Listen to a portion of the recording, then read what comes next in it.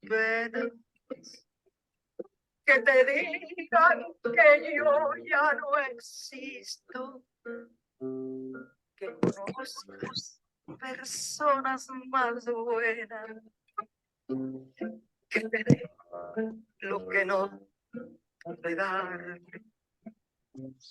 Aunque yo te haya dado de todo, jamás volveré a Buenos días molestarte. o buenas tardes, no, buenos días sí o sí para México, digamos, y ya para Chile es un poquito más tarde. Les agradezco su interés por asistir a esta actividad que forma parte del curso Siglo XX a través del arte. Y bueno, como banda sonora, digamos, dejé un hermosísimo tema de una cantante, aunque de origen no mexicano, que amó profundamente México, que es doña Chabela Vargas, para ambientar, digamos, este lindo tema.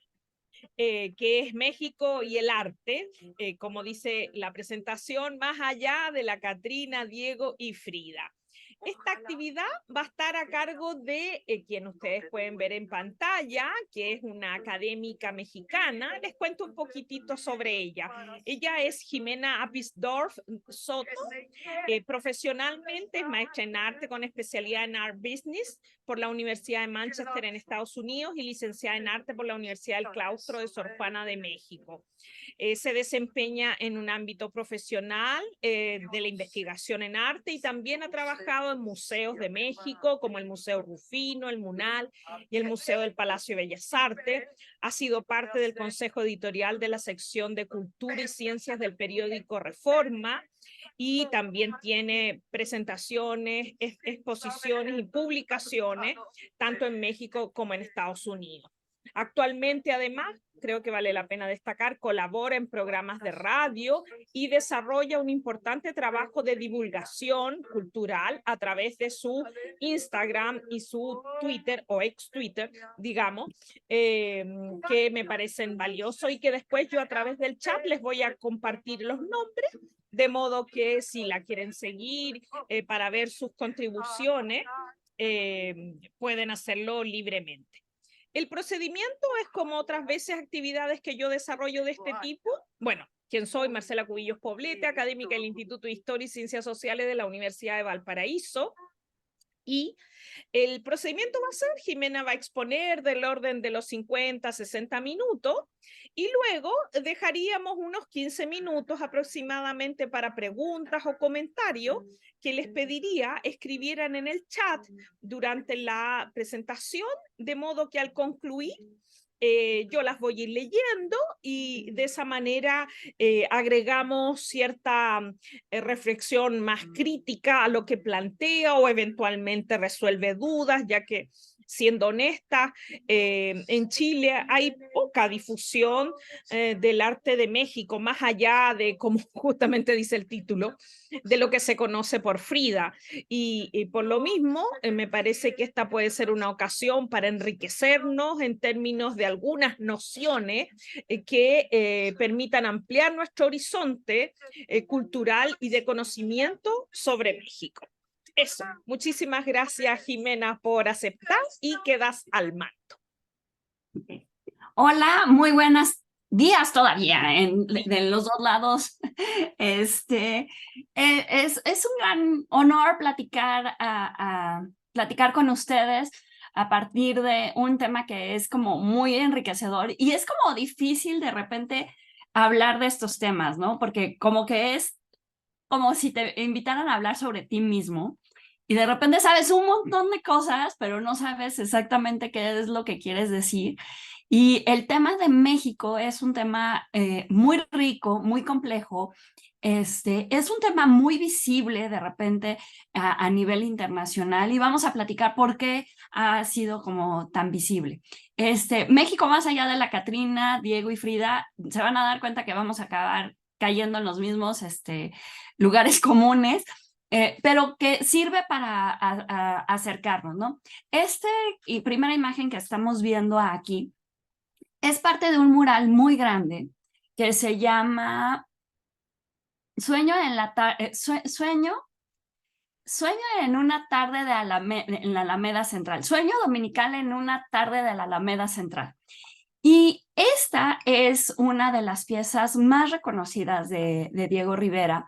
Diego Rivera es este artista que causó mucha fama internacional en la primera mitad del siglo XX y mucho más en la segunda mitad del siglo XX, por todos los aportes que trajo, especialmente en la idea del nacionalismo, en la idea de que era México. Y esta es una de sus piezas más reconocidas, ya que mientras que no, los otros murales se dedicaba a mostrar cuestiones que tenían que ver con la alfabetización de una historia de México, que tenía que ver con la revolución, que tenía que ver con el mestizaje, y que a veces era como un poco pues romantizada esta imagen, en otras ocasiones podía ser como muy duro.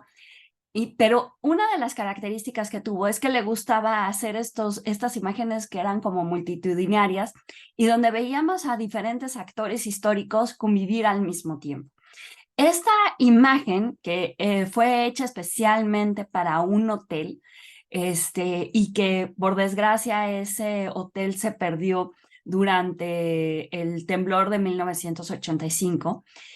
Pero se logró salvar el mural. Entonces imagínense que a pesar de los escombros y de todas las cosas que estaban pasando, se sacó el mural y hoy en día tiene un espacio solito dentro de la Alameda y podemos apreciarlo.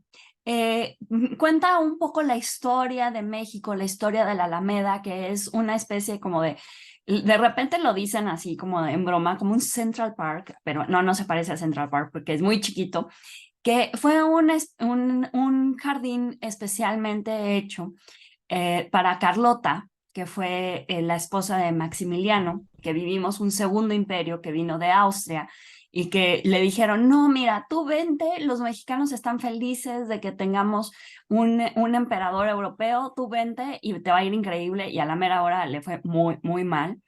Pero en lo que estaba aquí, Carlota quería recordar estos jardines europeos. La Alameda ya existía y lo que hizo Carlota fue como darle más forma. Y una de las cosas también que hizo fue hacer una de las avenidas principales de la Ciudad de México que se llama Reforma. Decidí empezar con esta imagen justamente porque vemos a los tres protagonistas que quisiéramos platicar el día de hoy. Por un lado vemos a la Catrina, que es este personaje central, tomada de la mano de su creador, José Guadalupe Posada, que era la idea de una especie de nostalgia por otra época, ¿no? En algún momento, cuando estaba la época del Porfiriato, que es en el principio del siglo XX, y que fue un poquito antes, justamente fue contra lo que peleó la Revolución Mexicana, que había esta idea de las damas como afrancesadas, como de la alta sociedad, que estaban presentadas con estos grandes sombreros y con esta gran alcurnia, por decirlo de alguna manera, y que Posada lo que estaba haciendo con esta imagen era burlarse como de esa representación de un México que no era ese México. Entonces retoma la idea, hace la idea de la Catrina, que es esta calavera como toda emperifollada, y Diego la retoma y la hace como de cuerpo completo. Y una de las cosas que tiene de características muy bellas esta imagen, me gustaría resaltar dos características. Por un lado, me gustaría resaltar la característica del cuello que trae. Mientras que para otros, en la parte afrancesada, podría ser que ese cuello fuera como una especie de piel o una cosa por el estilo. La Catrina trae lo que en México se conoce como un Quetzalcóatl. Quetzalcóatl era este dios teotihuacano principalmente, y que después fue también maya, y que después en algún momento retomaron los mexicas, que son los de la Ciudad de México, los aztecas, y que era como esta idea de un futuro mejor, un futuro posible, ¿no? Y entonces era esta serpiente emplumada que andaba por los lugares y que tenía todo un simbolismo muy importante. Y aquí lo vemos, al final de cuentas, voy a sonar muy mal, pero como un animal muerto que dejó ese esplendor para convertirse simplemente en un adorno.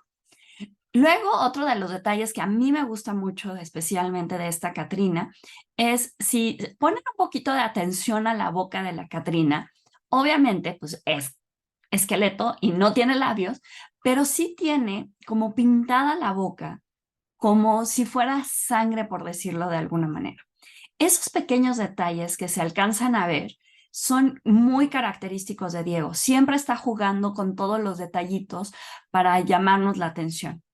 Luego, por el otro lado, vemos en la parte de aquí atrás a Frida Kahlo, una Frida Kahlo joven, porque ya para ese momento ya Frida no se veía de esa manera. Y vemos la representación de lo que ella pensaba que era una representación mexicana, que es el usar piezas tradicionales, que hoy en día tendríamos como varios problemas con ella, porque diríamos, no, eso es como apropiación cultural. Pero la cosa es que su papá era un fotógrafo que se llamaba Guillermo Kahlo, que le fue muy bien durante la época del Porfiriato, porque era el que le sacaba las fotografías a los monumentos, a los personajes y todo esto, y que su mamá era una mujer de origen oaxaqueño. Entonces tenía estas dos características de su vida, que está tomando el yin yang, las cosas del bien y del mal, y aparte está tocando a un Diego, que es un Diego representado como si fuera niño. Y una de las características, como les digo, Diego siempre le gustaba jugar con los pequeños detalles, es que por un lado tiene guardada este sapo, porque por un problema que tenía de tiroides, tenía los ojos hinchados, la cara hinchada, y de repente los ojos saltones, y le empezaron a decir Diego Sapo. Entonces, muchas veces Diego va a representarse a sí mismo como este sapo que le hacían burla cuando era niño. Esta imagen ha sido una de las imágenes que creo que más ha viajado en nivel extranjero y todo esto. Hoy en día hay una aplicación hermosísima que ahorita cuando terminemos les paso, que se llama Second Canvas, que es una aplicación que realizaron unos españoles para hacer una serie de fotografías que se llaman megapíxeles. Y lo que logra esta aplicación es ver detalles de las piezas que ni siquiera parados ahí alcanzamos a ver, porque no nos dejan literal ir a pegar la nariz al mural. Y tienen una aplicación especialmente de este mural por si les interesa verlo más y verlo a más detalle. Y bueno, la idea de esta exposición del día de hoy es hablar acerca de una exploración de México a través de las exposiciones internacionales. Y aquí es donde partimos de la idea de que México es un país, pues como casi todos los países, es un país relativamente inventado, por decirlo de alguna manera, y apenas en el siglo XX fue cuando empezó a tomar muchísimo más forma lo que pensamos que es México. Bueno, les repito mi nombre, soy Jimena Apisdorf y me pueden encontrar en mis redes sociales como Jimena Apisdorf.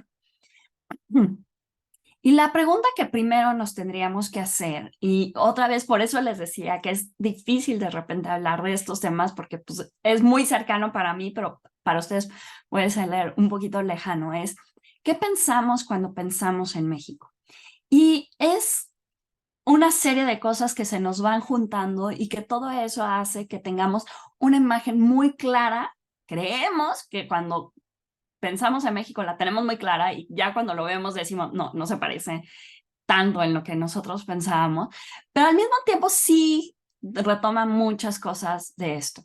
Este es un mural que había en una de las tiendas de artesanías más importantes de México que se llama Fonart, que es un fondo justamente para vender artesanías y mostrar lo que estaban haciendo. Entonces, si se dan cuenta, trata de ser como una especie de resumen de todas las cosas que hay en México y todas las representaciones. Y es muy curioso porque es una representación desde la época moderna, que hoy en día ya sería como muy raro. O sea, por ejemplo, acá está en Baja California, los Cabos, del lado izquierdo, no, derecho, que se ven unas calaveritas en medio del mar. Esos serían Los Cabos, que hoy en día es una zona súper turística y súper llamativa. Y se ve como toda la fauna y diferentes formas de representación de las personas indígenas, pero también de las personas modernas. Si ponen como atención, se van a ver unas pequeñas personillas al lado de la playa con trajes de baño disfrutando del Pacífico. Bueno, pues para empezar, casi siempre que pensamos en México, pensamos como en estas representaciones del arte precolombino, y creo que casi todo el mundo lo primero que piensa son en las pirámides de Teotihuacán, en las pirámides. Pero aquí siempre hay como una especie de confusión, porque cuando piensan ustedes en las pirámides, de repente hay esta creencia que estas pirámides son las pirámides aztecas. Estas pirámides no son las pirámides aztecas. Las pirámides aztecas las tiraron los españoles cuando llegaron a la Ciudad de México. Entonces, la Ciudad de México está construida bajo Teotihuacán, que es diferente, bajo Tenochtitlán, que es diferente a Teotihuacán. Teotihuacán está muy cerca de la ciudad, pero no es lo mismo. Y estas representaciones de este arte prehispánico que nos da la idea de una civilización, civilizaciones indígenas que incluyen esculturas, que incluyen cerámica, que incluyen arquitectura monumental, y que podemos reconocer, les digo, por las pirámides de Teotihuacán, las pirámides de Chichén Itzá, la Piedra del Sol y todo eso. Por el otro lado, tenemos lo que conocemos como el arte colonial, y que esto es todo lo que llegó de la influencia española a México y que dejó esta marca dentro de México y que se volvió como característica del reflejo de las culturas indígenas y de las culturas europeas. Y eso es también otro de los atractivos turísticos que tenemos, que estamos llenos de esta idea que el gobierno ha tratado de difundir de pueblos mágicos, ¿no? Entonces, los pueblos mágicos son estas pequeñas entidades que están en la provincia del país y que en algún momento fueron centros muy importantes. Por ejemplo, los centros coloniales más importantes tienen que ver con la cuestión de la minería. En este sentido, estamos viendo una imagen de la iglesia de Santa Prisca, que se encuentra en Taxco, y Taxco era uno de los centros de plata más importantes que había en este lado en México, y yo supongo que a nivel internacional. Y justamente lo que permitía que estos pueblos mineros tuvieran como tanto dinero es que le metieran mucho dinero a sus iglesias, a sus conventos, a la representación de esas épocas, y que hoy en día seguimos teniendo y que seguimos tratando de cuidar y de preservar, y que tiene que ver más con una idea, por ejemplo, más de un arte barroco, y que eso lo seguimos teniendo, ¿no? O sea, seguimos teniendo esta importancia de nuestras iglesias y de nuestra representación. Después llegamos al siglo XX, y justamente lo que les estaba platicando de Diego Rivera, ¿no?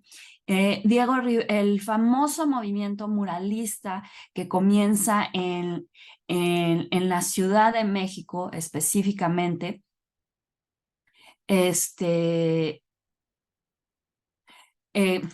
ahorita al final contesto las preguntas porque esa está muy difícil, o sea, no está muy difícil, pero sí, creo que sí la puedo contestar. Tenemos al muralismo, y este movimiento muralista, que fue encabezado por Diego Rivera, por David Alfaro Siqueiros y por José Clemente Orozco, como les contaba hace un momento, era una especie de alfabetización de una nueva historia de lo que quería ser México después de la Revolución Mexicana. Entonces, estos murales que se empezaron a realizar en edificios públicos, y en ese sentido seguimos teniendo la tradición de que si un gobierno quiere tener como una representación artística, básicamente es así como de ve y consigue un artista que haga un mural. Y hoy en día, por ejemplo, lo llaman como estas cuestiones de graffiti o de arte callejero y todo eso, y que seguimos teniendo en esta representación de la historia, de la política y de la cultura, ¿no?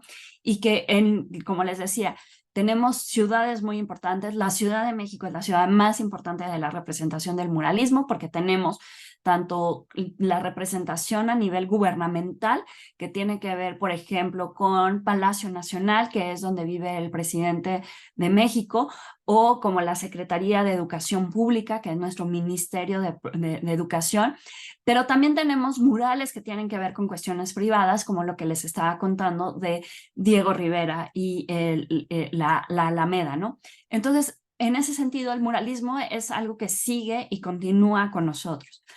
Por el otro lado, también tenemos esta parte del arte popular y lo que tiene que ver con todas las cuestiones de las artesanías. Desde los alebrijes, los textiles, la talavera, la cerámica, el cobre. Muchas de las representaciones que tenemos de forma de artesanías tienen que ver con esta luminosidad, tiene que ver con esta idea de la vida, tiene que ver con esta idiosincrasia mexicana que, como les platicaba, durante la primera mitad del siglo XX fue como muy representativa y continúa siendo muy representativa. Si ustedes ven las exposiciones que ahorita están siendo como muy famosas de México, ahorita les voy a mencionar dos que no puse en la presentación, pero una de ellas es de una diseñadora que se llama Carla Fernández, que está en Estados Unidos y retoma los textiles de Chiapas que tienen que ver con cuestiones de lana, o una exposición que va a haber el próximo año del MoMA de diseño mexicano, y este diseño mexicano en muchas ocasiones viene acompañado de una idea de la artesanía. Y por el otro lado tenemos el arte contemporáneo, que ha sido muy, muy popular en los últimos años en la representación de México, especialmente con personajes como Gabriel Orozco, siendo mexicano, o Francis Alice, que es una artista belga que ya lleva desde 1985 viviendo en la Ciudad de México y que muchas de sus representaciones tienen que ver con lo que está sucediendo en esta parte del mundo. Y por el otro lado tenemos esta idea de la cultura popular.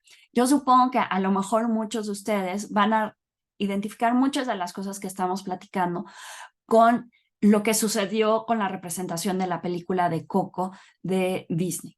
Y esta película es increíble porque creo que logró juntar muchos aspectos de la cultura mexicana de una manera que sí correspondía. O sea, creo que de las películas donde todos salimos y dijimos, sí. Hay unas cosas que sí están súper hollywoodenses y que sí fue así también como de, no, eso ya está too much. Pero toda la idea de la familia, del matriarcado, de esta idea de la representación del Mictlán, que es el mundo después de la muerte, esta idea del olvido, esta idea de las familias con unas tradiciones muy fuertes y muy potentes, que todo se vio reflejado al final de cuentas, porque las personas que trabajaron en esta película estuvieron viniendo durante mucho tiempo a México a tratar de averiguar y a tratar de entender qué significaba todo lo que ellos veían y les llegaba de repente a Estados Unidos. Y por eso creo que es una representación como muy interesante y al final de cuentas, como les decía, pues es lo que se traduce en el mundo y es lo que por lo que nos conocen de repente, ¿no?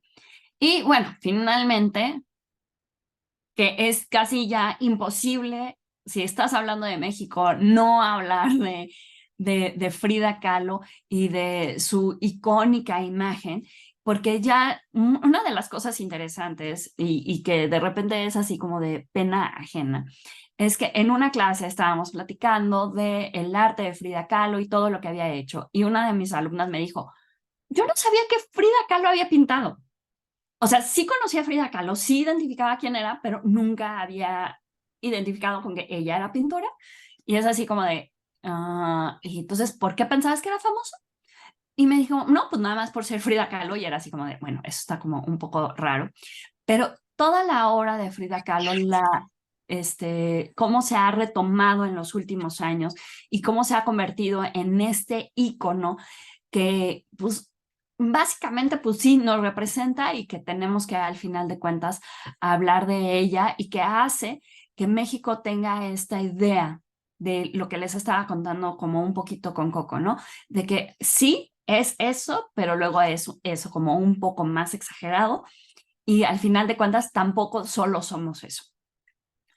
Cuando hablamos de México en el siglo XX, hay una idea que es muy importante, que creo que es la idea de la cultura mestiza. La idea de la cultura mestiza fue un discurso básicamente oficial que tenía una cuestión como poética de definir qué era lo nacional a partir de las ruinas y de una geografía caótica. Como les estaba mostrando en el mapa que primero vimos, pues México es un país grande, pero también es un país que tiene muchas cosas muy diferentes. Por un lado, en el norte del país tenemos una zona desértica muy grande, que eso hizo que durante la época prehispánica no hubiera casi tantos grupos de personas como los que sí hubo en la parte de abajo de Mesoamérica, que es más selvática, que tiene que ver más con la agricultura, que tuvo que ver con otra clase de desarrollo y que hoy en día a lo mejor ustedes se identifican con estas dos culturas, básicamente, que sería la azteca y la maya.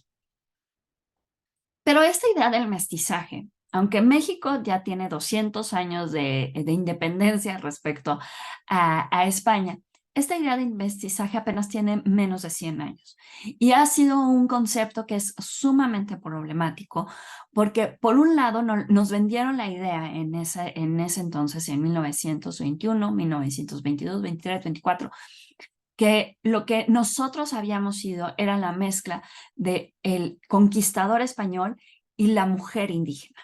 Y que esta mezcla había hecho que dos culturas muy grandes generaran una visión cosmogónica, por decirlo de alguna manera, que hacía que los mexicanos fuéramos como una raza, pues voy a usar una palabra que no creo que alcance a describir, pero como por ponerla como superior, o sea, éramos como esta mezcla y entonces por lo tanto teníamos que estar orgullosos de los dos lados y por lo tanto teníamos que abrazar estas dos cuestiones que teníamos, pero que hoy en día es una cuestión sumamente criticada y que nos damos cuenta que esta idea del mestizaje al final de cuentas sigue teniendo muchísimos rasgos racistas.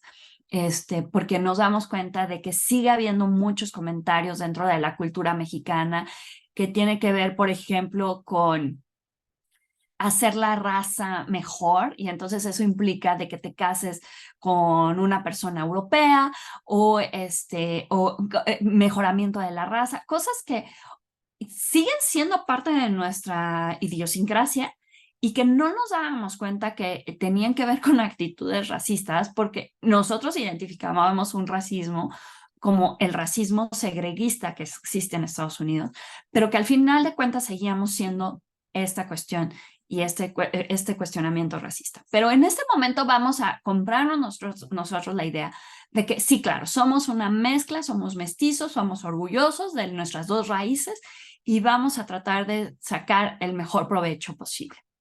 Entonces, a finales de la Revolución Mexicana, comienza esta idea de lo que les decía de cómo se construye una idea de país y cómo esta idea de país se vende al extranjero y se vende no nada más en cuestiones que tienen que ver a lo mejor con turismo, que sería una cuestión como muy evidente, pero también con cuestiones diplomáticas y con cuestiones de ponerse como en niveles de popularidad de países, por decirlo de alguna manera. Entonces, lo interesante de lo que les voy a platicar a continuación es que muchas de estas visiones y muchas de estas exposiciones fueron hechos desde personas que no eran mexicanos, que otra vez, un poquito como lo de Coco, tienen esta capacidad de llegar, de ver, de encontrar ciertos aspectos y decir, wow, esto está increíble, y tratarlo de retomar. por esta cuestión que también les digo, que a veces es difícil hablar de nosotros mismos, ¿no? Hablar de nuestras cosas, y que en México, otra vez, regresamos a cosas que tienen que ver como desde la idiosincrasia católica, pues es de mala educación hablar de uno mismo, es de mala educación echarse a uno mismo porras. Y si eso pasa a nivel individual, pues a nivel país también es como de que no, nosotros no hablamos así de nosotros mismos. Invitamos a alguien más a que nos eche porras y hable bien de nosotros mismos. Entonces, termina justamente la Revolución Mexicana, que empieza en 1910 y que es una de las revoluciones más reconocidas en el mundo, porque dicen que es la primera gran revolución del siglo XX.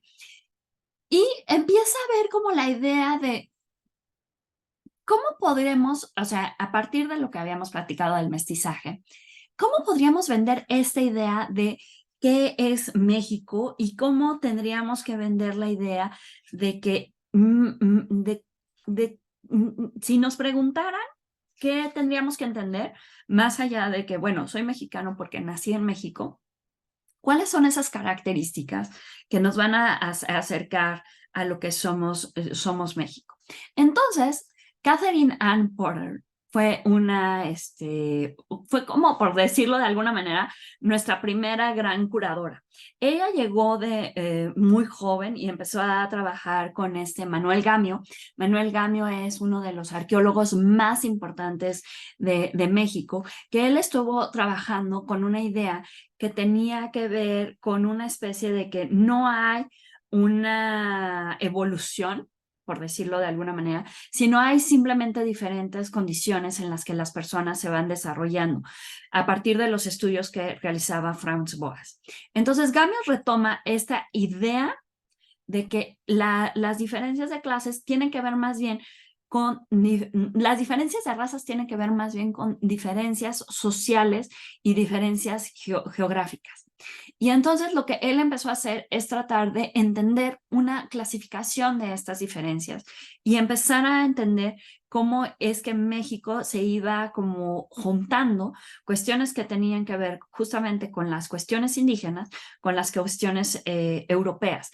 Y en ese tratar de entender, de repente nos damos cuenta que tenemos muchísimas cuestiones indígenas que no nos damos cuenta, que son parte de nuestro lenguaje diario, pero que no somos conscientes de que lo estamos retomando. Entonces, él escribe un libro que se llama Forjando Patria, que habla acerca de la tolerancia de los grupos sociales y que habla de cómo hay una política dominante desde la parte occidental, por decirlo de alguna manera, y hay otra parte indígena que retoma estas cuestiones, ¿no?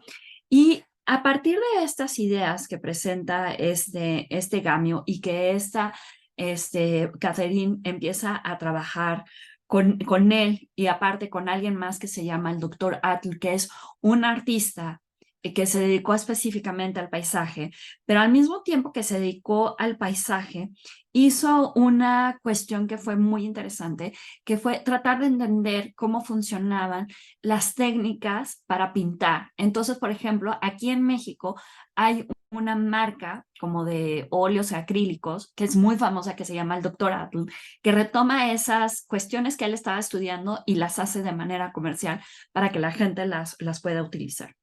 Entonces, Catherine Ann Porter en Estados Unidos ya conoce a algunos mexicanos como Adolfo Bess Mugart, y de repente le empieza a entrar esta curiosidad sobre qué es México. Viene a México y empieza a hacer una investigación de qué es eso que se puede exportar de México para el mundo.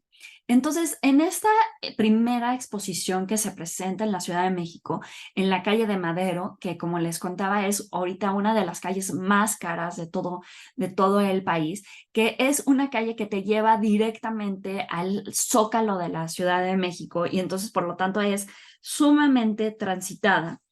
Ella lo que quería hacer era una especie de resumen de qué era eso que era México para que después lo pudiera presentar en otros lugares como Los Ángeles. Entonces realiza un primer catálogo que se llama Outline of Mexican Popular Arts and Crafts.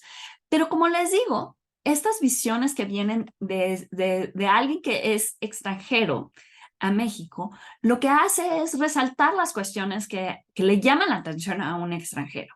Y las cuestiones que les llaman la atención muchísimas veces justamente tienen que ver con todas las cuestiones que tienen que ver con la artesanía. Esta exposición fue muy importante porque fue una exposición que fue abierta por el presidente de la época, era Álvaro Obregón. Y este Álvaro Obregón, que había llegado de una manera muy poco democrática al poder, fue el que presentó esta obra. Entonces, desde el principio nos damos cuenta que hay características. Es la visión de una persona extranjera, es la importancia de presentar qué es lo que se puede exportar de México y la importancia del papel político de un personaje como el presidente para esto. Uno de los problemas que tuvo esta Catherine Ann Porter para presentar la exposición fue que en Estados Unidos no querían que la presentara porque ellos no estaban reconociendo el gobierno de Álvaro Obregón. Entonces, otra vez, cuestiones que parecieran que son totalmente ajenas, que tienen que ver con las cuestiones de cultura, pues sí vienen afectadas por cuestiones políticas y de representación. Pero en este primer intento inspiró a otro intento que otra vez es representado por un extranjero, que en este caso se llama Walter Patch, que va a ser uno de los grandes historiadores, socialites de la cultura y del arte en Estados Unidos. Y lo que él quería presentar dentro de la Sociedad de Artistas Independientes de Nueva York era la visión que él tenía de México y cómo a él le había tocado venir a México. Entonces retoma una estética que hoy en día vemos como claramente mexicana, que es esta de la calle en México, que es la representación de la ciudad donde se ve ese pasado colonial, en el que se ve a las personas caminando, donde se ven diferentes grupos sociales de personas en la calle. Vemos desde una representación de una persona afuera de la cantina tirado, que podríamos hacer la representación de que estaba tomado, hasta las niñas, el que va en el caballo, la idea del tranvía, todo eso que al final de cuentas forja una idea, un ideal de lo que significa ser el mexicano. Es muy importante esta exposición con la Sociedad de Artistas Independientes de Nueva York, porque lo que va a hacer esta sociedad es que va a inspirar después a los artistas a formar en México lo que sería el sindicato de artistas, el sindicato de artistas, que lo va a conformar, por ejemplo, Diego Rivera, el sindicato obrero, técnicos, pintores y escultores, específicamente, para poder decir que son un grupo condensado y que iban a estar juntos.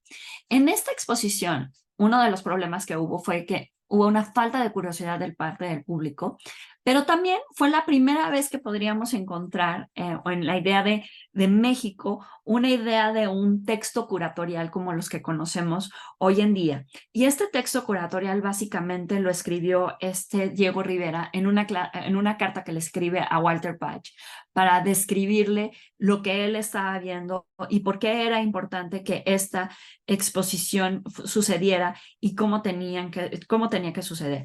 Y una de las cosas que le pide es que por favor saque fotografías porque necesitan ver cómo quedó el montaje.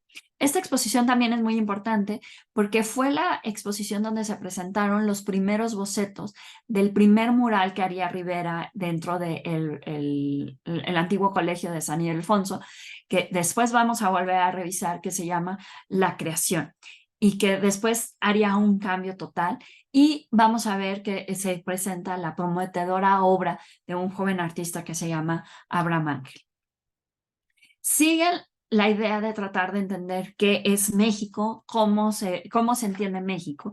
Y entonces, en 1929, tenemos a una crítica, curadora, especialista, traductora, periodista, que se llama Anita Breme. Y Anita Breme era de origen estadounidense, aunque nació en la ciudad de Aguascalientes, y había crecido en este pueblo, que otra vez tiene que ver con cuestiones mineras y todo esto, hasta la llegada de la revolución, cuando su familia y muchos otros empresarios decidieron mudarse a San Antonio, a San Antonio, Texas, y después ella regresa a México y vive en México y trata de encontrar qué es eso que se llama México y con qué básicamente es así como de que casi con qué se come y qué es lo que entenderíamos por México. Ella empezó, les digo, muy joven como traductora y después continuó siendo periodista. Y por ejemplo, uno de los artículos que escribió, que ahorita sonaría como muy importante, tiene que ver con cuál es la representación de la comunidad judía en México, ¿no? Y entonces empieza a hablar por qué no hay un problema o un cuestionamiento de las cuestiones judías en México y qué es lo que representa dentro de todo esto. Pero en lo que estaba escribiendo como periodista, empieza a escribir este texto que es un libro que tiene que ver como con muchos pequeños capítulos en los que trata de describir qué significa la idea de los ídolos tras los altares. Entonces, de repente se empiezan a dar cuenta de que esta idea del ídolo detrás del altar tiene que ver con una especie de idea que hay dentro de la comunidad indígena y que después se va a desarrollar muchísimo más ya hacia este siglo, que es que al final de cuentas, los indígenas no se acabaron de comprar todo el cuento del catolicismo y lo que hicieron, que fue esta sincronía de tratar de mezclar las dos religiones, tanto las prehispánicas como la católica, fue que curiosamente los ponían en los mismos lugares donde ya existían templos. Entonces, la pregunta real era si los indígenas sí estaban venerando a estos nuevos dioses, a este nuevo dios católico, o simplemente estaban fingiendo que sí estaban venerando a ese dios católico, pero en realidad seguían venerando a sus antiguos dioses. Y entonces empieza a haber como toda una pregunta de, pues, ¿qué fue casi primero, no? Y entonces estos nuevos altares que esta Anita Brenner empieza a hablar acerca de la idea de los museos y cómo estos museos son los que harán que México y la idea de México resurja y se vuelva como un elemento muy importante. Este texto se ha vuelto como un texto fundamental para entender la idiosincrasia mexicana en cuestión de como les decía, de los museos, del arte, de la representación, y es un texto que ha sido muy importante y muchas veces citado y muchas veces repetido, porque justamente habla de este Mesías mexicano como la idea de este mestizaje tan importante, ¿no? A partir de esto, siguen las exposiciones y entonces esta Anita Brenner trata de hacer una exposición y se junta con Frances Flynn Pine, que era una joven aristócrata, que su familia había tenido una serie de ranchos en Tamaulipas, entonces conocía las cuestiones que estaban sucediendo y también era amiga de los Rockefeller. Y entonces a ella la habían contratado como asesora porque en algún momento el hijo de Rockefeller, que va a ser Nelson Rockefeller, va a empezar a meterle mucho dinero a las cuestiones que tienen que ver con la representación de México y con la representación de las artesanías y todo eso. Entonces, todas esas cuestiones a ella le gustaban mucho. Entonces, se juntan las dos y empiezan a hacer esta exposición que se va a presentar en una primera intención en el Metropolitan Museum of Art. Y lo que tenemos en esta exposición es que mezclaron las cuestiones que habíamos platicado de las artesanías con artistas pintores que algunos ya eran muy veteranos y que después se van a perder en el discurso modernista junto con otros artistas más jóvenes. Y una de las críticas que puso Orozco es que era una exposición muy comercial. Y otra vez regresamos a la idea de la exportación de los valores y de las artesanías mexicanas y que obviamente pues eso nos confirma lo que estaba sucediendo. Pero lo que sí sucede con estas exposiciones es que empieza a haber como esta idea de satisfacción de un orgullo nacional y la idea de que con esto vamos a lograr y vamos a llegar y vamos a ser mejores representantes y vamos a ser la mejor opción que pueda existir.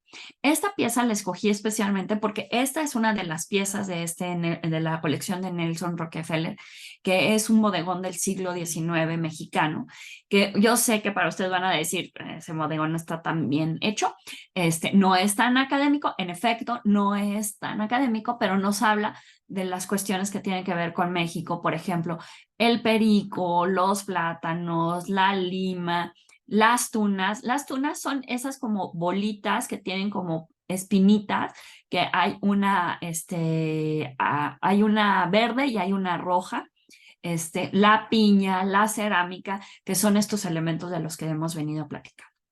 Después hubo otra exposición más, que fue una exposición específicamente de artes populares que se presentó en el Met y que los curadores fueron Omer Saint-Gaudens, que Omer era director de un museo en Pittsburgh, era el director del Carnegie Institute of Pittsburgh, y que él se juntó con René de Arnoucourt, que él era un austriaco que llegó a México y empezó a vender artesanías y que se empezó a dedicar al arte mexicano y llegó a ser director del Met. Y que su hija sigue siendo directora de uno de los museos más importantes de Estados Unidos, que es el de Filadelfia. Y este amor de haber llegado a México y de haber descubierto lo que era México hizo que el Met tuviera como un gran interés. También estuvo Jean Charlotte, que es uno de los muralistas, y estuvo Francis Pine, que venía haciendo estas exposiciones. Y otra vez giraba en torno al arte popular y fue criticada porque parecía más bien una feria nacional y no una exposición de arte. Y entonces estas críticas continuaron y aquí fue cuando es la exposición, una de las exposiciones más importantes. 20 siglos de arte mexicano, que se presentó 10 años después en el MoMA. Esta exposición es una de las, como les decía, una de las exposiciones más importantes que tuvimos, porque tuvimos una sobreabundancia de piezas prehispánicas. O sea, imagínense que hubo más de 5,000 piezas exhibidas que se dividían en 4 temáticas y que esas temáticas son las temáticas que, como vimos al principio, siguen marcando lo que entendemos por México. Teníamos la temática prehispánica, la temática colonial, la temática folclórica y la temática moderna. Y lo curioso de esta exposición es que se salta casi todo el siglo XIX, procura no poner cosas del siglo XIX. Y lo que también es muy importante es que esta exposición ya fue dividida en 4 curadores. Cada uno de los curadores se especializó en una sola de las salas que les tocaba. Entonces, Alfonso Caso, que era un arqueólogo muy importante y que iba a hacer grandes descubrimientos en Oaxaca, se dedicó a la parte prehispánica. Manuel Toussaint se dedicó a la parte colonial. Roberto Montenegro, que era también artista, se dedicó a la parte folclórica. Y Miguel Covarrubias, que era un pintor, pero también ilustrador y que trabajaba, por ejemplo, para Vanity Fair, se dedicó a hacer toda la parte del arte moderno. Y esta exposición se volvió muy importante porque esta se volvió la exposición canónica de lo que sería la representación del arte mexicano alrededor del mundo. A partir de esta exposición es que dijeron, aquí ya tenemos un manual básicamente de cómo se tiene que hacer una exposición mexicana y es muy raro que las exposiciones mexicanas se salgan de este manual cuando quieren ser representaciones que son exportables. Entonces, por ejemplo, tenemos esta gran pintura que fue una de las pinturas de la época colonial, que es el Marqués de Gálvez, que representa una cuestión como medio surrealista, que en esa época, bueno, cuando se pintó no era surrealista, pero hoy en día lo podríamos decir. Pero lo interesante de esta imagen es que es la imagen que venía del catálogo. Y el catálogo, si ustedes lo ven, es este librito. Tenía 175 imágenes que vamos a pensar que es 1940. Entonces, estos son un montonal de imágenes y es un montonal de información la que sí tenemos en el catálogo. Y por eso la vuelve una exposición tan importante y que ha sido como una de las exposiciones de las que se retoma mucho. Esta exposición, como les decía, se realiza en el Museo de Arte Moderno, en un muy joven Museo de Arte Moderno. Y esta exposición se supone que estaba siendo planeada para que se presentara en algún momento en Europa, pero pues en 1940 estamos en plena Segunda Guerra Mundial. Y entonces Estados Unidos, y específicamente el Museo de Arte Moderno, no puede traer exposiciones de Europa y entonces tiene que voltear hacia otros lugares.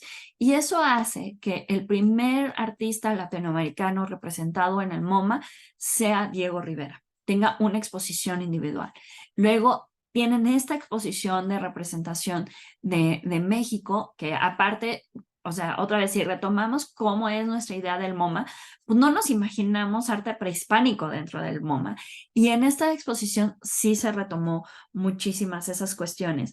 Y esto va a ser algo que van a entender como una exposición blockbuster por la cantidad de personas que visitaron y que hacían la idea de que vamos a visitar México. Este es uno de los murales que se encuentra según yo, en el Palacio de Bellas Artes, donde otra vez vemos la representación del Día de Muertos. Y esta es una imagen del catálogo que es de Abraham Ángel, que era un artista que era muy joven, muy joven, murió como de 23 años, o sea, pintó no más de 5 o 6 años, y que en ese momento era como muy reconocido y que hoy en día se quiere retomar y que se quiere dar como este valor de un arte naif en el sentido de que no es un arte académico, sino es un arte basado en las experiencias que estaban teniendo los artistas de ese momento. Por ejemplo, Adolfo Bess Mugar, que ya habíamos platicado un poquito antes de él, había desarrollado un método que se llama el método Bess Mugar, que tiene que ver con que si tú tienes 10 elementos, con esos 10 elementos puedes hacer absolutamente todo, ¿no? Y otra vez tiene que ver como un cuadrado, un círculo, un triángulo, y va explicando cómo el arte prehispánico, el arte folclórico y el arte moderno retoman estas ideas. Y en esta exposición se presentó este cuadro, que es uno de los cuadros creo que más importantes de la historia de México, que son las dos Fridas, que hizo cuando justamente se estaba separando de Diego Rivera, y que es una de las piezas que la gente viene a ver a México, ¿no? Este cuadro sería interesantísimo hacer una historia nada más de la representación de este cuadro, o sea, desde que se hizo hasta que hoy en día tiene una cubierta especial de acrílico, para evitar todos los ataques que han estado ocurriendo en este último año respecto a cuestiones ambientales, pero que esta fue de las veces que salió de México. Salió esta vez, por ejemplo, una vez fue a Madrid, a una representación de Arco en el 2005, y a partir de ahí, por ejemplo, se empezaron a hacer leyes así como de que este cuadro ya tiene una ley en la que se prohíbe que, o sea, que se mueva, que ya no es, que es inamovible en el sentido de que no se puede llevar a otros lugares y que ya la tienen que dejar en paz y que la tienen que dejar tranquila. Entonces, aquí vemos como el contraste de la exposición, ¿no?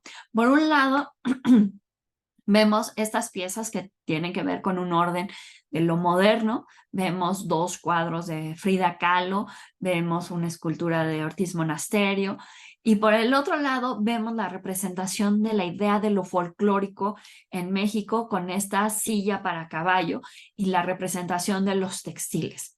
Entonces, esta cuestión siempre van a ir conjuntas, siempre va a haber como una comunicación en las cuestiones artesanales y en las cuestiones que tienen que ver con México. Esta fue la ilustración que realizó Miguel Covarrubias para la revista Vanity Fair en relación a la exposición.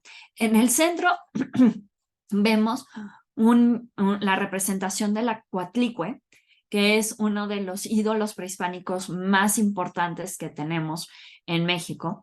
Esta esta piedra la escondieron, se escondió durante muchos años y la encontraron durante la época virreinal y cuando la vieron dijeron, no, no, no, no, vuélvela a esconder y la volvieron a guardar hasta 1790, que ya es cuando sale completamente y la meten en el Museo Nacional de la época.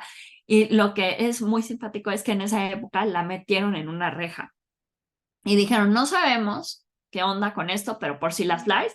Y entonces se ven las fotos de la época enrejada. En algún momento, los británicos en el siglo XIX llegaron a México y dijeron dijeron algo así como de que, mira, esa piedrota que tienes ahí no te gusta, la tienes enjaulada, ¿por qué no nos las vendes a nosotros y nos lo llevamos al British Museum?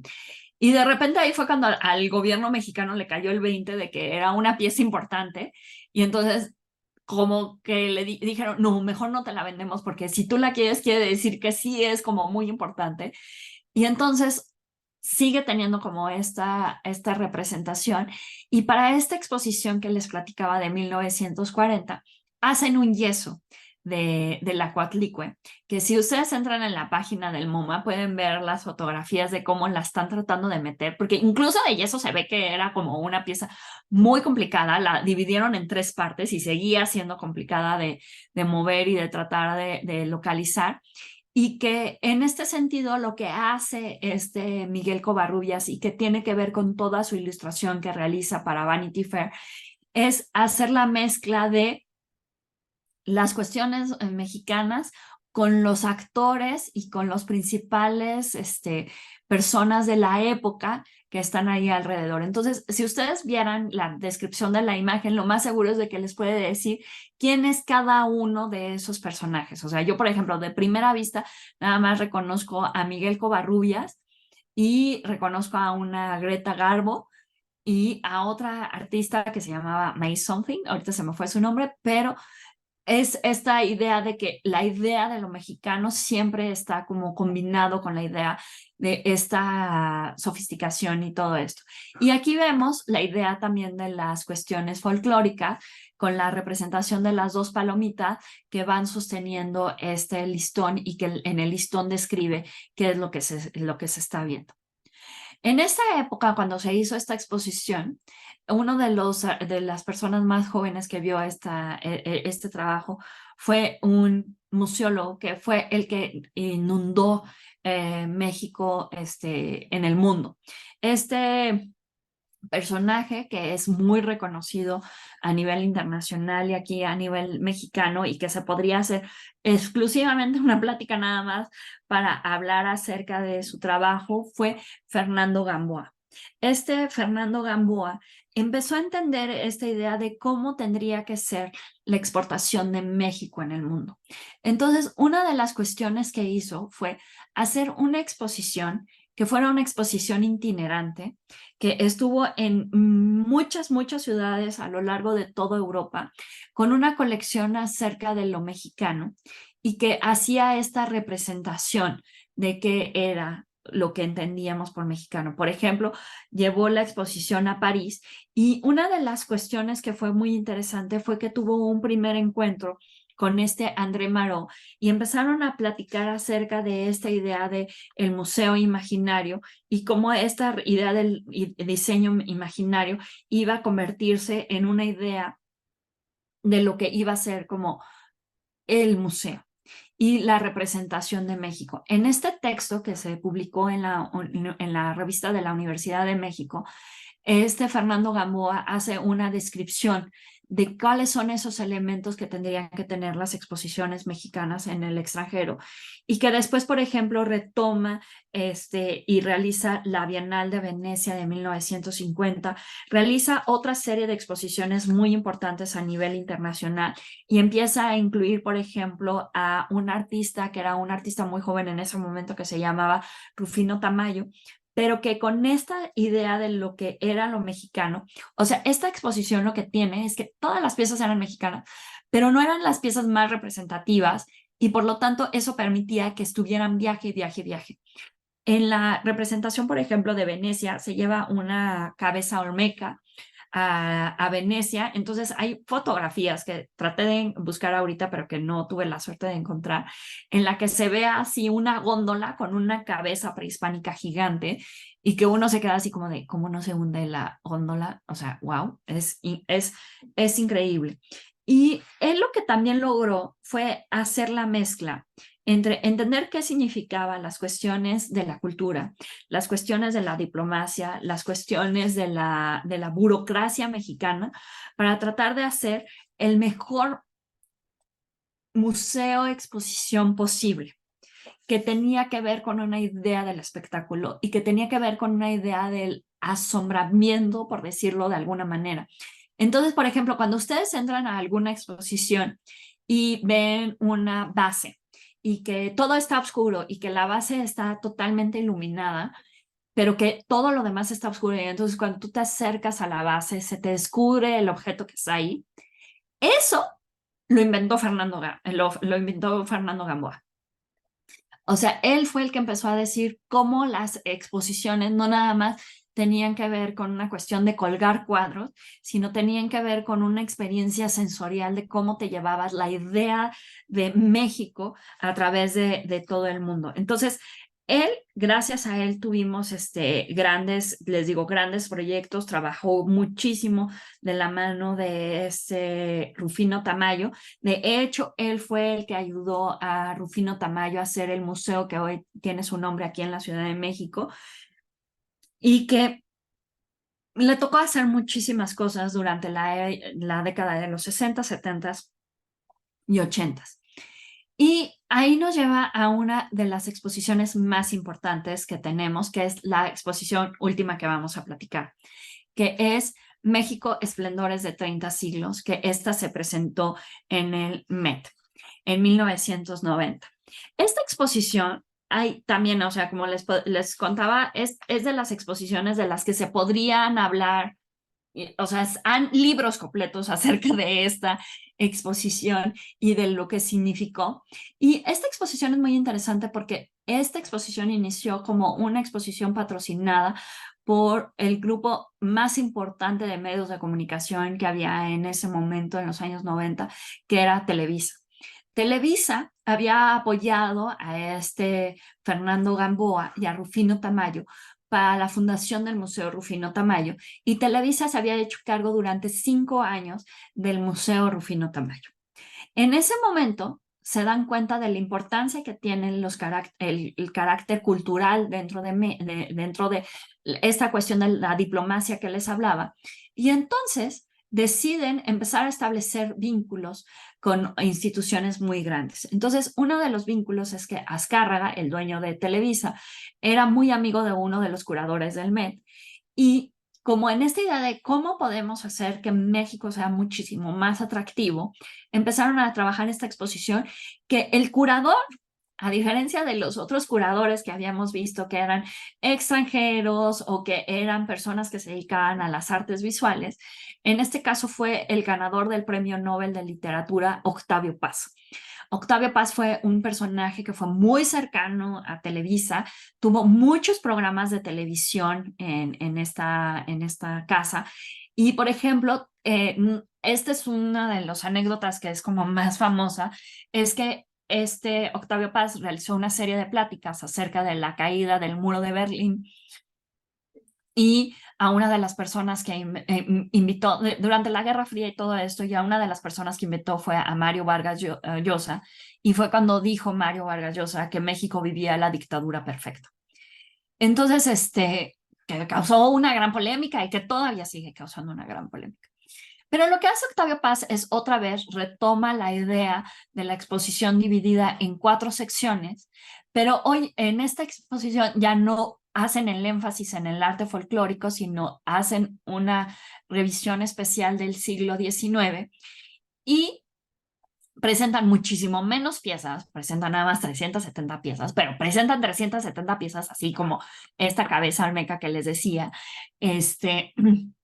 y el catálogo es una cosa así, gorda, gorda, gorda, gorda.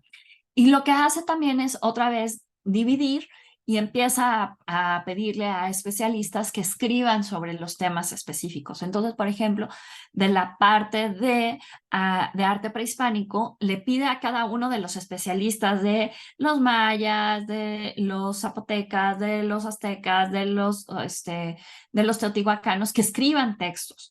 Entonces, es un libro que, pues sí, está totalmente patrocinado, pero que es un libro muy interesante de ver y que es un libro muy representativo de lo que es hoy en día.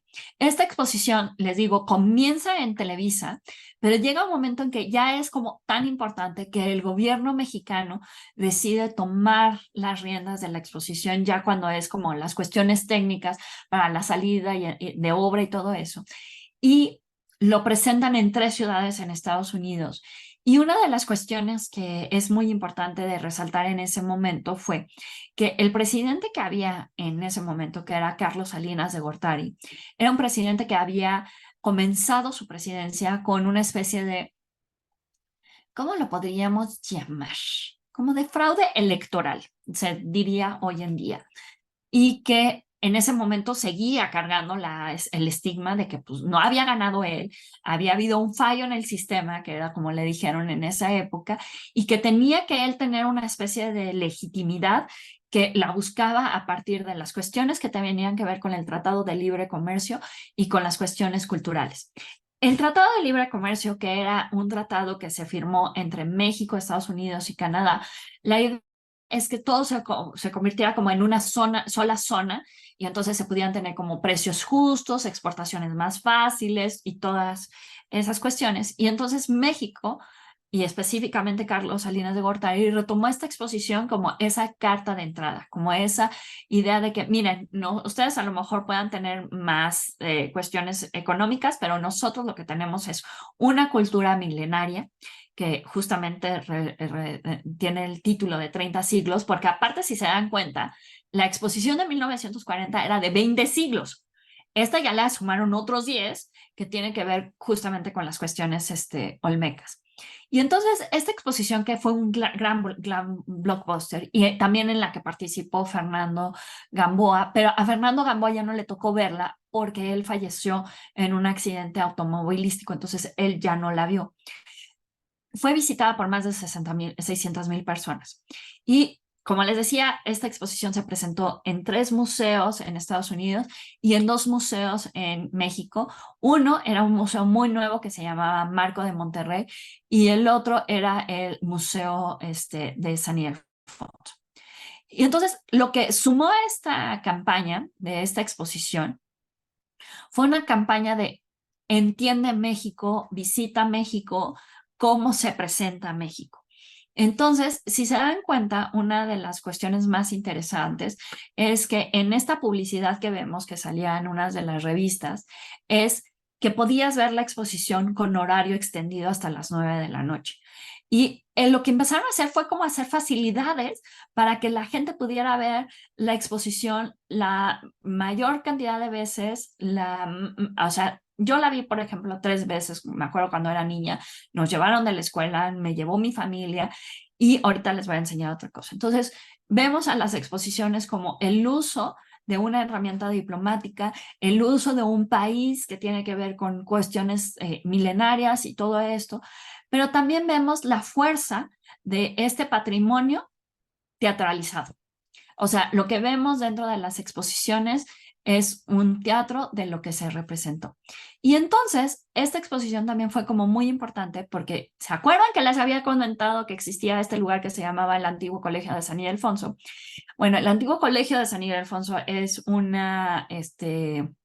era una institución jesuita que estuvo aquí, que estuvieron en México antes de la salida en 1700, algo, ahorita se me fue la fecha, y que era la escuela de los niños bien de la época, por decirlo de alguna manera. Entonces, esta escuela, se salen los jesuitas, se retoma, se volvió en algún momento academia militar, y ya para el siglo XX es la escuela preparatoria número 1 de la Universidad de la UNAM. Y entonces ahí es donde se empiezan a hacer los murales y aquí es donde es la cuna del muralismo. Entonces ahí si ven al fondo de los arcos, vemos los murales de Orozco. Y es muy interesante porque los murales de Orozco, si ustedes en algún momento tienen la oportunidad de venir a México, empieza de una manera y de repente se da cuenta que eso no combina o con lo que se sentía en ese momento y cambia completamente la forma de pintar y hace unas cosas completamente diferentes que tienen que ver desde una cuestión de una denuncia social hasta una cuestión de sarcasmo y de burla acerca de las personas que tenían dinero. Entonces, aquí también es donde se conocieron Diego y Frida. Diego estaba pintando el mural cuando Frida era estudiante y entonces dicen que Frida iba y molestaba a este Diego Rivera. Y este lugar se arregló justamente para recibir esta exposición que otra vez, si se dan cuenta, de la primera que hubo de Madero a esta, era la primera exposición que veíamos de esta naturaleza sobre México en México y que hizo todo lo posible por tener la mayor cantidad de atención posible. Incluso para entrar a esta exposición, si se dan cuenta en este anuncio, se ve la venta de boletos en Ticketmaster. Entonces, cuestiones que hoy en día pensamos que, ay, comprar boletos en línea, no sé qué, no sé cuánto, esta exposición de 1993 ya los estaba tratando de vender por medio de Ticketmaster. Entonces, esta exposición está, como les digo, patrocinada por Televisa, estuvo patrocinada por el gobierno de Carlos Salinas de Gortari, y la institución, esta que es el antiguo Colegio de San Ildefonso, es de la UNAM, del gobierno de la Ciudad de México y del gobierno de la Secretaría de Cultura. Entonces, aquí es lo que les contaba de los murales que hacía Orozco burlándose de las señoras nice, que son justamente las que habíamos platicado, las Catrinas del principio.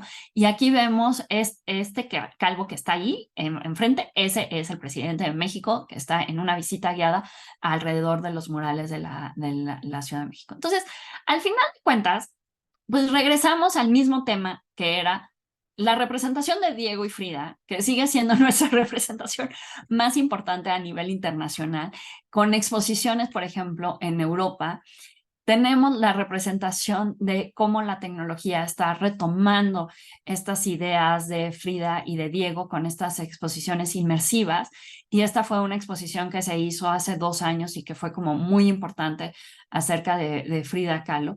Y finalmente tenemos la idea de cómo los extranjeros se compran la idea de México.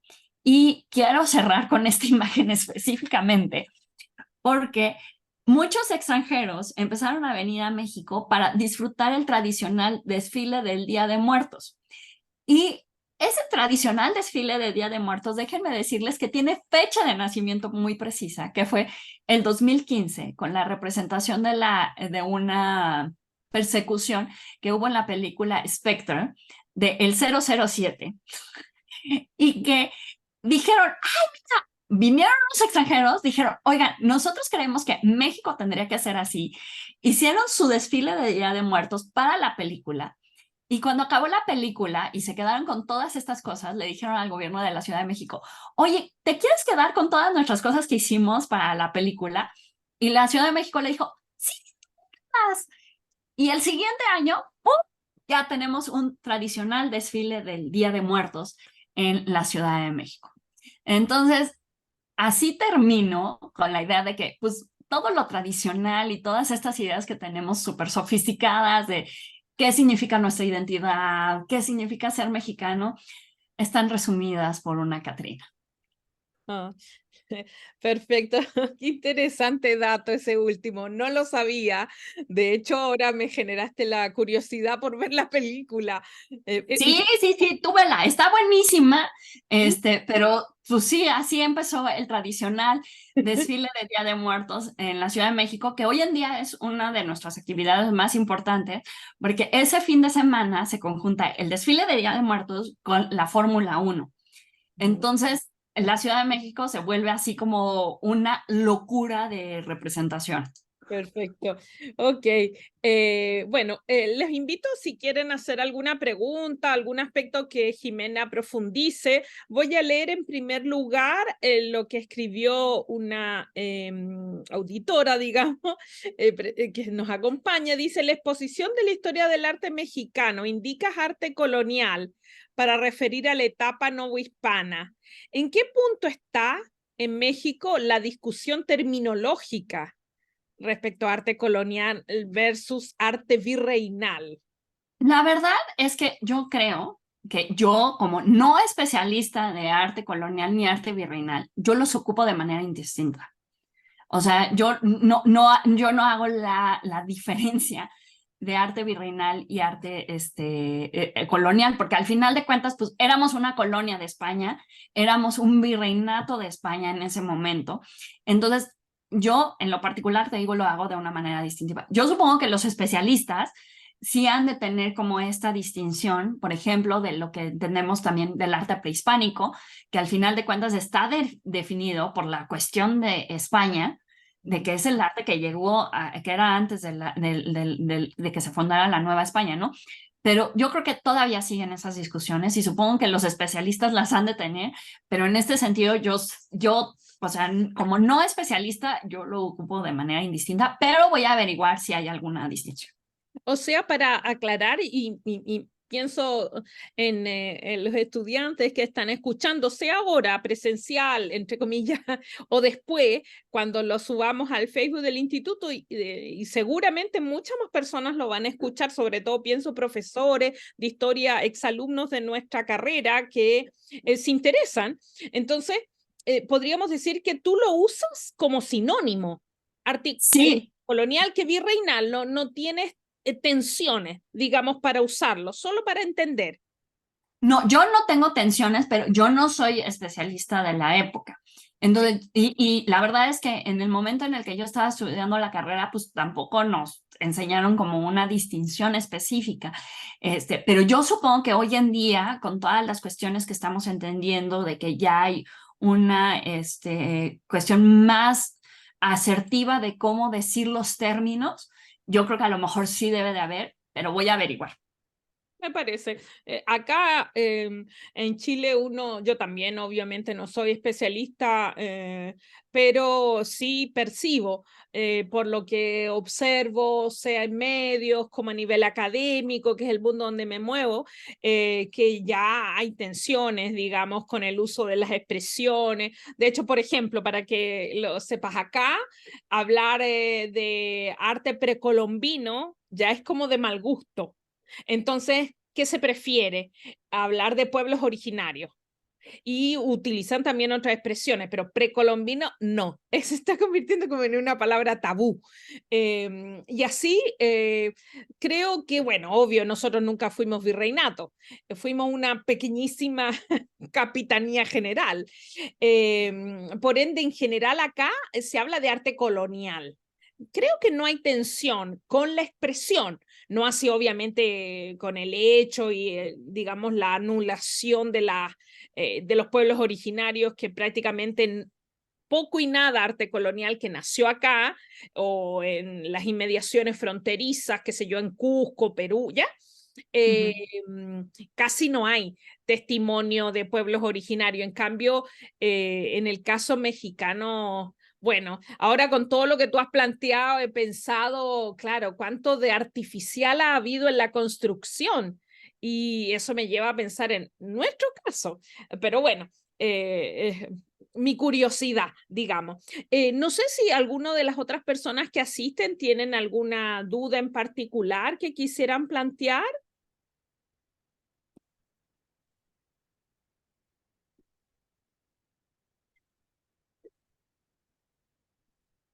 Yo, yo tengo dudas.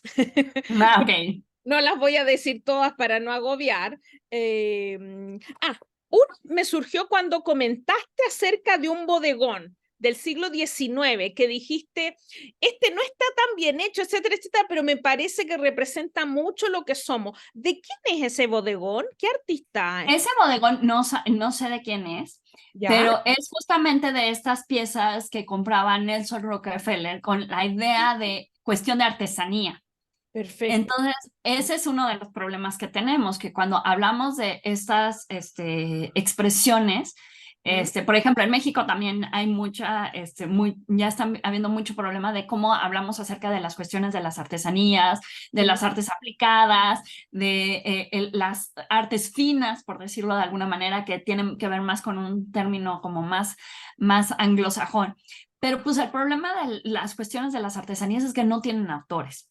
Y son como estas piezas que son como más populares y que son como representaciones que la gente tiene en sus casas y que pues, no te importa de quién es, tú tienes feliz tu paisaje, tú tienes feliz tu bodegón, pero que al final de cuentas sí creo que representa en la idea de la representación, la piña, las tunas, la guayaba, todo eso, una idea de pues cómo un bodegón es diferente a un bodegón europeo, ¿no? Entonces creo que eso es como de las cosas más importantes de esa representación en específico. Porque aparte uno de los problemas que tenemos con estos temas es que pues no tenemos fotos. O sea, tenemos algunas fotos y tenemos algunas de mediana calidad que es como absurdo porque, por ejemplo, la exposición de la última, la del Esplendores de 30 siglos, no encontré tantas imágenes que yo pensé que se iba a ver y dije, ¿cómo es posible? O sea, es del 93, no es tan antigua, pero pues estamos como en ese, no sé si les pasa como en una especie de limbo, que hay ciertas zonas de la historia que todavía no están siendo digitalizadas porque es una historia como muy reciente, pero también como es tan reciente, pues no hay, entonces es complicado. Sí, quizás solo hay, mira, hay alguien que considera interesantes los temas y que los piensa aplicar. Si mi nombre, o sea, si el nombre no me falla, creo que es una ex alumna de nuestra carrera que ya es profesora.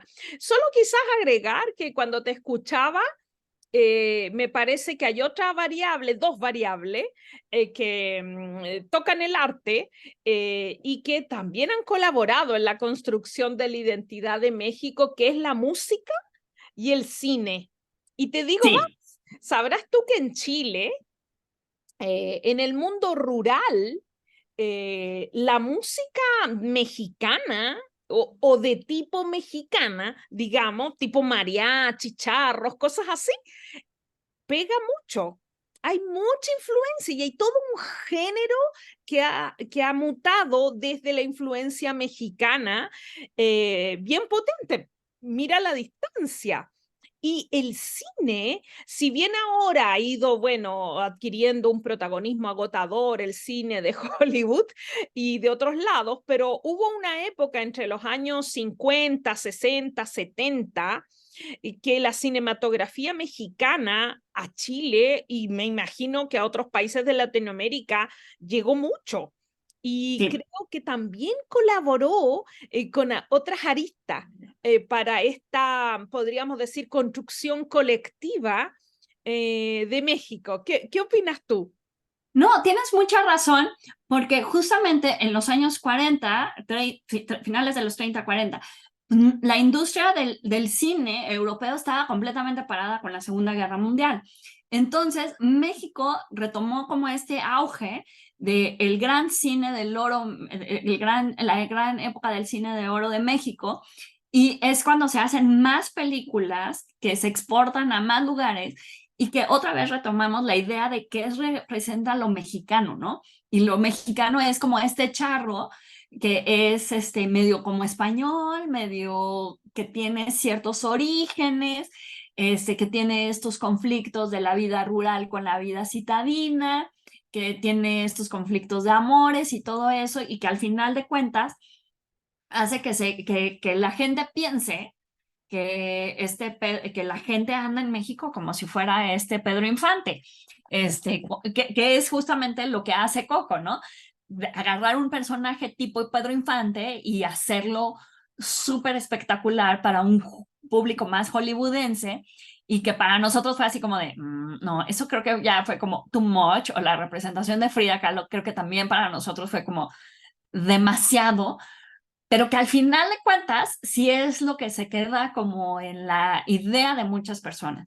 Y yo otra de las cosas que he escuchado ha viajado mucho y que yo creo que para muchos mexicanos nos resulta como muy curioso, es, por ejemplo, las importaciones de Televisa, de las telenovelas y Chespirito o El Chavo del Ocho. O sea, yo sé que muchos amigos latinoamericanos son súper fans y les encanta y todo eso. Y, por ejemplo, para ciertas, pues no sé, para ciertas personas en México, o sea, yo tenía prohibido ver Chespirito, o sea, era así como de, no, ¿cómo vas a ver eso? Así de, no, no, no, no, no. Hay muchísimas personas extranjeras que saben muchísimo más de Chespirito que yo. Entonces, eso es como de las cuestiones curiosas que nos tocaron, ¿no? Por curiosidad, ¿por qué lo tenías prohibido?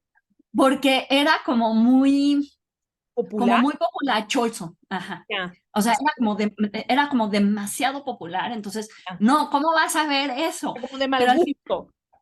pero al final de cuentas, yo creo que sí nos tocó a todos Sí, medio verlo, sí. porque pues al final de cuentas estaba en la televisión de la casa del amigo, estaba en la fonda, estaba en esto, estaba en lo otro, entonces Mm. o sea, sí crecimos con él, pero yo he tenido amigos así que son súper fans, o sea, súper, súper fans.